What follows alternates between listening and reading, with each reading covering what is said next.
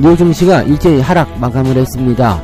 CPI가 예상했던 것처럼 조금 높게 발표가 됐습니다. 자, 그에 따라서 6월달에 금리 인하를 하기가 어렵다라는 식으로 분위기가 몰려가고 있고요. 투자자들은 실망감이 이만저만이 아닙니다.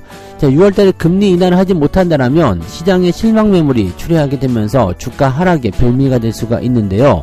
자, 이렇게 된다라면은 전반적으로 전략을 수정해야 될 수도 있다, 이렇게 얘기도 나오고 있죠. 자, 이 부분들 같이 알아보도록 하고요. 유럽계 자금들이 최근 들어서면서 한국 시장으로 많이 몰려들고 있다고 합니다. 5개월째 연속적인 순매수를 보여주고 있는데, 최근 들어서면서 일본 쪽에서 자금이 빠져나와서 한국 쪽으로 들어오고 있다고 합니다. 이것은 모두 다 밸류업의 영향이다 라고 볼 수가 있겠는데요. 일본이 밸류업을 통해서 주가가 크게 상승했었던데 재미를 봤었던 자금들이요, 한국 쪽도 이제 밸류업을 한다, 그러니까 이제 막 들어오는 듯한 그런 느낌이겠죠. 자, 유럽 자금의 성격들 한번 알아보도록 하겠고요.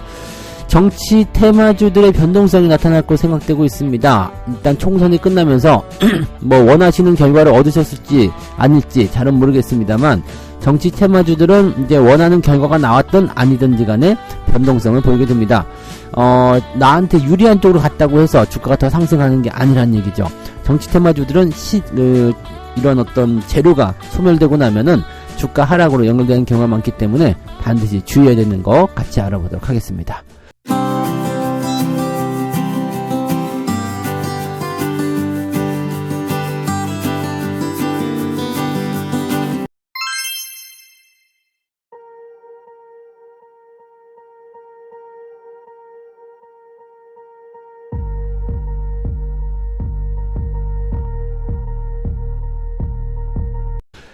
네, 반갑습니다. 자, 오늘은 4월 11일이고요. 네, 목요일입니다. 시장이 전체적으로 좀 밀리고 있습니다. 미국장은 많이 올랐기 때문에 조정이 나오는 거 어느 정도 예상을 해야 되는 부분도 있었고요. 조정에 대한 빌미로 가장 내세울 수 있는 것들이 바로 금리 인하와 같은 내용이 아닐까 생각합니다. 사실 그거 외에는 지금 악재가 별로 없잖아요. 그래서 그 이야기가 나온 것 같고요.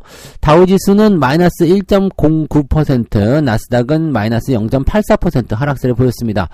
일단 시작 전부터 하락세가 계속 나타났고요. 그냥 예상했다는 뭐 그런 정도일 것 같아요. 그래서 아침 시작점부터 계속 하락 국면이 유지가 됐고, 나스닥 같은 경우는 그래도 조금 상승하면서 마무리가 됐습니다. 엔비디아가 그래도 그나마 상승으로 전환이 되면서 분위기가 조금 개선된 것은 아닌가 생각되기도 하고요.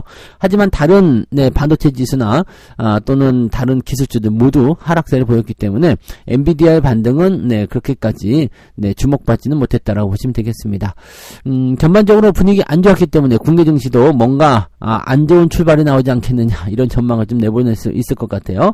자, 내용 좀 살펴보시면 CPI 지표가 전달보다 0.4% 올랐다라고 되어 있습니다.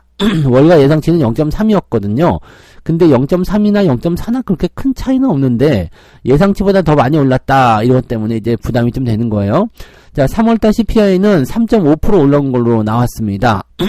지난달에 3.2였고요.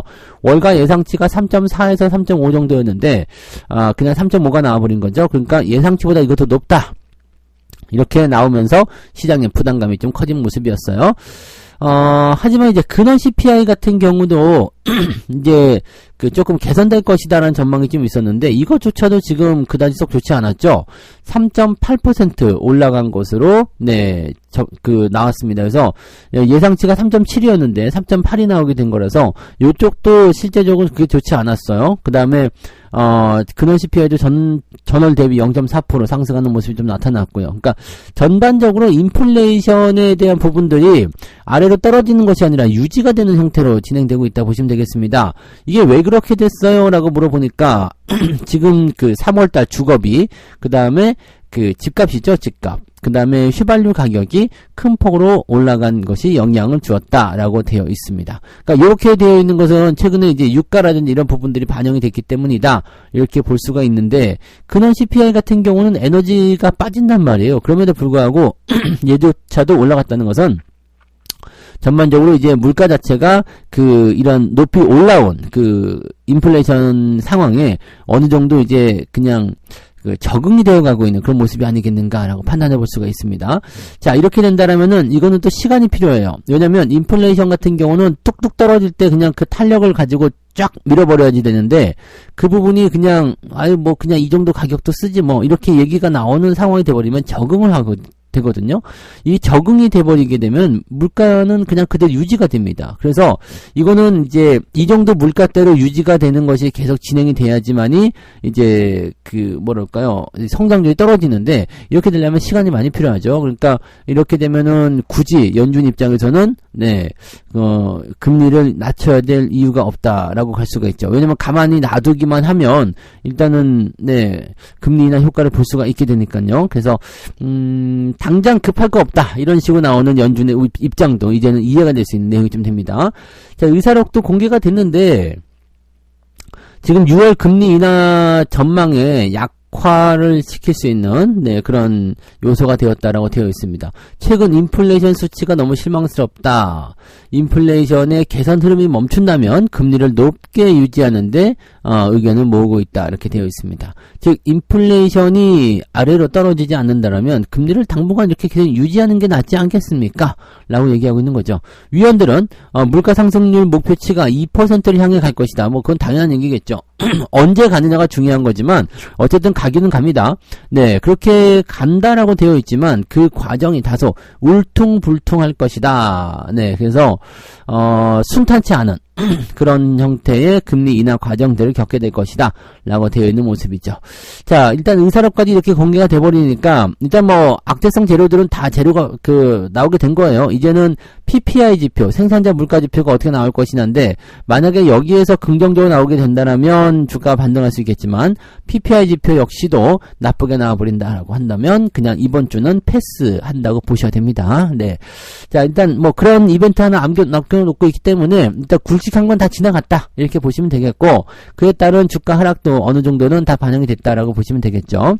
다만 이제 이런 부분들 때문에 위험 회피 심리는 급격하게 위축되었다라고 되어 있어요. 그래서 주식 투자에 대한 어떤 부분들이 많이 이제 좀 움츠러드는 그 모습이 되었을 것이다 보시면 되겠고요. 미국 국채 수익률 10년물은 4.5%까지 올라가는 모습이 좀 나타났습니다. 별로 좋지 않은 소식이죠. 자, 그 다음에 금리 동결 가능성이 83% 6월달이요. 그러니까 83%니까 6월달에 금리 인하 가능성은 16.5%밖에 되지 않는다. 그러니까 금리 인하 물 건너갔다 이렇게 얘기가 나올 수가 있겠습니다. 자, 국내 증시도 영향을 그대로 받겠죠.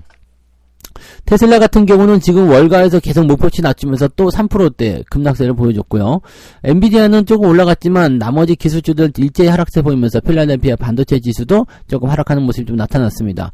엔비디아 같은 경우는 뭐 AI 칩의 어떤 그 전쟁이죠. 요즘에 이제 나도 AI 칩 하겠다 이렇게 얘기가 나오는 상황이 돼버렸기 때문에 전쟁 상황이 됐는데 그럼에도 불구하고 엔비디아 혼자 나홀로 상승하는 모습이 좀 있었습니다.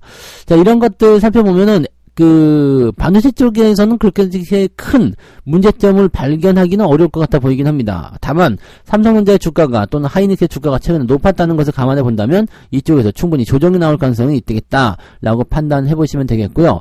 전기차 관련주들까지도 오늘 하락세를 보이게 되면 국내 증시 같은 경우는 2700포인트 일단은 깨면서 내려가는 그런 하향 패턴을 보이지 않을까 생각됩니다. 다만 우리나라는 오늘 만기이기 때문에 주가가 크게 떨어지는 것도 별로 원하지 않을 거예요. 그래서 주가 변동성이 만약에 아침에 크게 떨어져서 시작한다면 바로 받아서 올리는 그런 형태로 진행이 될 것 같아 보입니다. 그래서 결과적으로는 2700포인트를 전후로 하는 그런 약보합 장세의 흐름이 나타나지 않을까 생각되고 개별주 종목 위주의 움직임이 나타날 가능성이 높습니다. 또 총선이 끝났기 때문에 정치적 변동성도 생각할 수밖에 없겠죠. 그러니까 이번 주 같은 경우는 관망하면서 천천히 지켜보시는 거, 그 전략이 아직도 유효하다고 보셔야 될 것 같습니다. 자, 두 번째 이야기 넘어가도록 하고요. 일본 다음은 한국이다 이러면서 유럽계 자금들이 엄청나게 들어오고 있다고 합니다. 자, 일본 증시가 대화향을 보였던 부분들 때문에 아시아 쪽에 관심이 높아졌었고요. 우리나라도 이제 일본 증시가 올라간 그 배경을 따라서 하겠다 해가지고 기업 밸류업 프로그램을 발표를 했었죠. 그래서 실질적으로 이제 관련 종목군들의 주가 상승률이 좋았었는데, 자, 1분기에 외국인들의 국내 상장사 주식은 15조 8천억 정도네요. 순매수가 진행되었다. 이렇게 되었습니다. 이게 1998년 이후 역대 최대 수준이라고 합니다. 어마어마하게 1분기에 매수가 들어왔다라고 되어 있고 5개월 연속 매수를 하자라고 진행이 되고 있다고 합니다. 지난달에는 5조 1천억 원어치를 순매수했다라고 되어 있는데, 자, 이 상태에서 지금 우리나라 쪽에 이렇게 외국인 자금이 크게 들어온 모습은 도대체 뭐냐라는 부분인데, 지난해 공매도 금지 이후에도 외국인 자금이 꾸준하게 들어왔고, 지금 아시아 쪽, 지금 일본이나 인도 이런 쪽에 대한 관심들이 많이 높아진 상태다. 인도 같은 경우는 중국을 대신하는 그런 새로운 그런 떠오르는 태양으로 지금 구분이 되고 있잖아요. 그래서 이쪽에 대한 기대감이 굉장히 컸다라는 부분이고요. 특히나 이렇게 많이 들어온 외국인 자금 중에서 유럽계 자금이 눈에 띈다라고 되어 있습니다. 유럽이 미주 지역을 제치고 지난해 11월부터 지난달까지 5개월 연속 순매수 규모 1위에 올라 있다라고 되어 있습니다. 유럽이요. 유럽 자금이 그렇게 많이 들어와 있다는 얘기입니다. 근데 유럽 자금은 약간 단기성 성격이 좀 있어가지고 이놈들이 또 슉 빠져나가는 거 아닌가 이게 걱정도 좀 돼요. 월별로 유럽 그 시장에서 들어온 자금의 순매수 규모를 보면 11월에 3조 2천억, 12월에 2조 7천억, 1월에 3조 9천억, 2월에 4조 7천억, 3월 달에는 3조 3천억. 엄청나게 사들었네요. 그죠? 지난 10년간 아시아 증시에 대한 비중을 줄여왔던 유럽이 5개월 연속 한국 증시에 대한 순매수 규모를 만들어냈다. 그런 것은 이것은 매우 이례적이다라는 평가를 좀 하고 있습니다. 그래서 일본의 어떤 그 정책을 좀 따라하는 이런 밸류업 그 흐름의 그런 부분으로 한국을 꼽고 있다라고 보고 있다. 이렇게 생각을 하고 있다고 보시면 되겠습니다. 그러니까 한국의 이런 그 디스카운트, 코리아 디스카운트였던 그런 부분들이 오히려 이 밸류업을 하게 되면서 강점으로 떠오르게 된 것이다 라고 얘기를 하고 있는 모습이고요. 밸류업 효과를 누릴 수 있는 그런 가장 강력한 국가로서 한국을 찍고 있다라고 보는 부분이죠. 이렇게 된다라면 밸류업 프로그램에 대한 가능성을 찍고 있기 때문에 중장기적으로 계속 올리는 형태의 모습이 나타날 수도 있겠죠. 여기서 이제 가장 큰 변수는 이제 이 공매도가 다시 시작이 되느냐. 이제 얼마 안 남았잖아요. 공매도가 만약 다시 시작이 된다 그러면은 이 자금들 썰물처럼 빠져나갈 가능성도 분명히 있고요. 또 공매도를 통해서 많이 올라간 상태에 있는 종목군들을 때리기 시작하는 모습이 나타날 가능성도 높아지게 되겠죠. 그러니까 공매도를 치기 위해서 주가를 막 올리게 되는 상황일 수도 있어요. 즉 이렇게 보면은 지금 막 올려놨다가 공매도가 딱 시행되면은 바로 매도와 함께 공매도를 치게 되면 그냥 두 번째 이득을 얻을 수 있으니까 그런 거 아니냐라는 생각도 좀 들기도 하고요. 그래서 지금 유럽 쪽 같은 경우는 단기성 성격이 매우 강하다는 것만 조금 생각하시면 될 것 같아서요.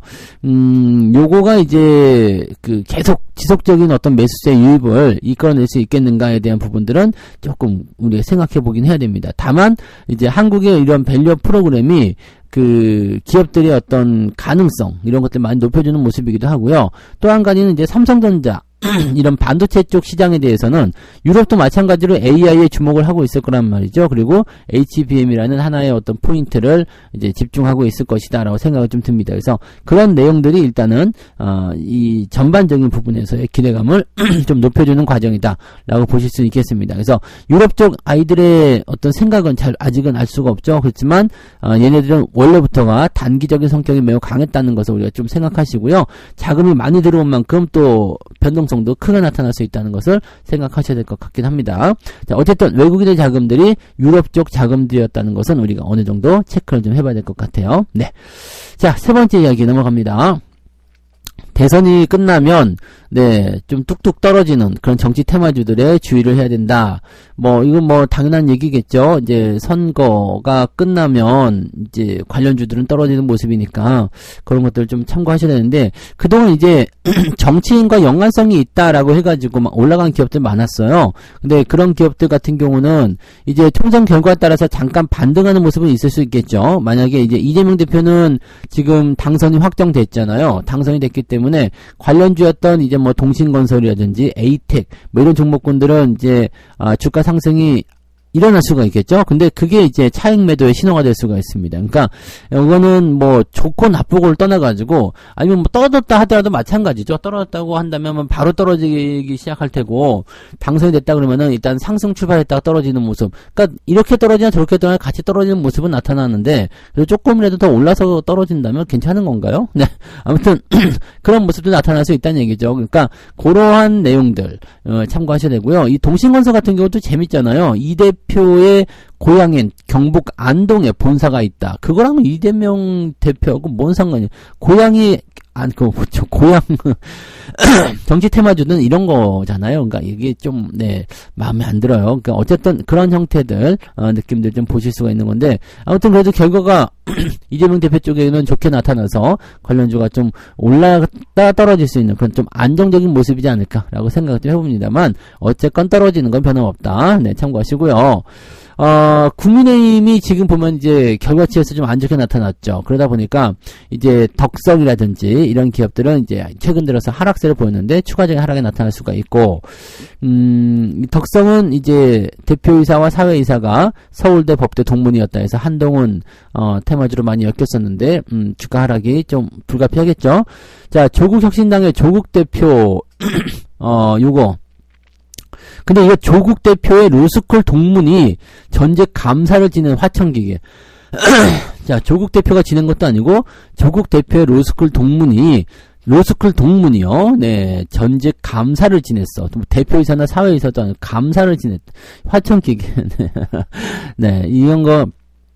들은요 많이 올랐을 때 팔아먹는 게 좋습니다. 그리고 이 조국혁신당도 이번에 그래도 의석을 좀 많이 확보를 했더라고요. 그러다 보니까 좋은 결과다라고 생각될 수는 있겠지만은 정치 테마주는 그런 식으로 보셔야 됩니다. 자, 문제는 기업 실적과 무관하게 정치인의 학연, 지원 등으로 엮여서 널뛰기 흐름을 보였던 테마주들은 총선이라는 재료가 끝나고 나면 주가가 아래로 떨어지게 되는 경우가 매우 많다라는 것을 꼭 참고하셔야 되고요. 낙선자는 물론이고 당선자와 관련된 정치 테마주 역시도 더 많이 떨어진다라고 판단하시면 되겠습니다. 정책적인 부분들은 그래도 그나마 유지가 되는 경우들이 있습니다만 사람과 관련된 그런 테마주들은 매우 조심하셔야 됩니다. 그래서 정치 테마주를 공략하실 때 사람과 관련된 그런 인적 테마주들 같은 경우는 이 선거 전에 무조건 매도하시는 게 정답이고요. 그 다음에 정책적인 부분들은 이제 당선의 어떤 당락에 따라서 결정되는 경우들은 조금 생기기도 한다 보시면 되겠습니다. 뭐 그런 정도까지 우리가 참고하시면 되겠고요. 뭐 유가 같은 경우도 요즘에 계속 올라가요. 그래서 뭐 시장 자체의 어떤 변수거리가 굉장히 많기 때문에 이런 정치 테마주들까지도 계속 갖다 붙이기는 좀 어렵고요. 그냥 이쪽은 이제 잊으시면 될 것 같아요. 그죠? 내가 꼭 참고하시고 유가 같은 경우 얘기 나와서 그런데 유가는 지금 이란이 이스라엘을 공격할 것이다 이렇게 얘기가 나오고 있어서 또 이제 전쟁 나는 거 아니야 이런 걱정거리가 좀 있어서 올랐다고 합니다. 근데 뭐 확전되긴 좀 어려워 보이고요. 그냥 그러다가 좀 말지 않겠나 국지전이지 않겠나 생각이 되고요. 이미 사과했다 뭐 사과하면 끝이냐 이렇게 나오는 거라서 근데 유가의 상승은 어쩔 수 없을 것 같아 보입니다. 그래서 이런 여러 가지 부분들이 인플레이션을 계속 부추기는 하나 요소가 되는 것 같아 보이긴 합니다. 네, 안타까운 부분들이네요. 자, 이렇게 해서 오늘 세 가지 이야기 전달해 드렸고요. 네, CPI 지표가 조금 뜨겁게 달아오르면서 미국 증시를 하락시키는 주요한 요소가 됐고요. 금리 인하가 조금 멀어진 것 같아 생각이 좀 듭니다. 그래서 인상은 없겠지만 6월달이 아닌 이제 하반기 금리 인하로 우리가 초점을 맞춰야 되는 거 아니겠는가 생각합니다. 그러면 제가 예상했었던 4회 금리 인하도 물 건너 가겠네요. 그죠? 네. 자, 유럽 자금들은 5개월째 순매수를 하고 있는데 이 5개월째 순매수하는 부분들은 일단 단기성 자금이라는 성격을 띠고 있는 유럽이기 때문에 약간 주의는 좀 필요하겠다 생각되고요. 하지만 얘네들이 밸류업에 대한 기대감 또는 한국 증시의 전반적인 기대감을 가지고 들어오게 된다면 단기적인 매수로 끝날 것이 아니라 중장기적으로 이어질 수도 있다. 이렇게 보실 필요는 있겠습니다. 이 부분 참고하시고요. 자, 정치 테마주들 변동성이 주의가 필요한데 지금 4월 10일 총선이 끝나고 나면서 약간의 이제 변수가 좀 생겨나지 않겠는가라고 판단되고 있습니다. 정치 테마주들은 재료 소멸되고 나면 급락하는 경우가 있기 때문에 각별히 주의하시기 바랍니다. 네. 자, 세간 꽃이 읽고 마무리하도록 하겠습니다. 흔들리지 않고 피어난 꽃은 없다고 했다. 지금 당신의 계좌는 꽃피기 직전에 흔들리는 시련의 시기일 수도 있으니 참아내고 극복하라. 당신의 꽃밭은 이제 만들어지기 시작하였을 뿐이다. 아직 꽃도 피기 전에 막 그냥 왜 꽃 안 피냐고 갈아엎고 그러면 안 되죠. 가만히 느긋히 기다리면 지금 뭐 꽃 많이 폈잖아요. 봄에. 이런 것들. 화단에 꽃 많이 피는 것처럼 걔네들은 이제 겨우내 꽃 안 핀다고 갈아엎으면 되겠습니까? 안 되겠죠. 때가 되면 다 꽃이 피고 좋아지게 될 겁니다. 그래서 그런 부분들을 꼭 참고하시고, 자, 조정은 우리에게 이제는 좋은 기회가 된다. 좋은 공략 포인트가 된다. 이 부분 절대 잊지 마시기 바랍니다. 절대 흔들리는 투자 하지 마시고요. 뚝심 잘 잡고 가시기 바랍니다. 자, 오늘 화이팅 하시고, 오늘 만기일 변수 잘 극복하셔서 성공 투자에 도움을 많이 받으시기 바랍니다. 자, 저는 장중시장 때 다시 올게요. 고맙습니다. 본 방송에서 제공되는 모든 정보는 투자 판단의 참고 자료이며 투자의 최종 책임은 본 방송을 이용하는 본인에게 있습니다.